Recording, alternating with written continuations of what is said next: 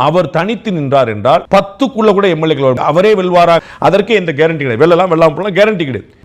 234 candidate நிறுத்துறது it's not a joke. குறைஞ்சபட்சம் 34 MLA candidate ஆவது நீங்க வேற கட்சிக்கு போயிடுவாங்க. டிவிகே உடைய கேண்டிடேட்டுக்கு ஒருத்தருக்கு வந்து ஒரு 2 கோடி ரூபாய் கொடுக்குறேங்க அப்படின்னு அவங்க வீட்டம்மாவே சொல்லும், பேசாம வாங்கிட்டு வாங்க, நமக்கு இந்த தேவையில்லாத வேலை சொல்லி. திமுக அதிமுக போன்ற கட்சிகள் இதுல மாஸ்டர்ஸ். புள்ள பிடிக்கிற மாதிரி துண்டா தூக்கிடுவாங்க. We have one more bad news for you. சொல்றதுக்கு கஷ்டமா தான் இருக்கு. We don't have a choice other than calling off this operation. So இது எல்லாத்தையும் ஸ்டாப் பண்ணிடு. நெக்ஸ்ட் டைம் பாத்துக்கலாம்.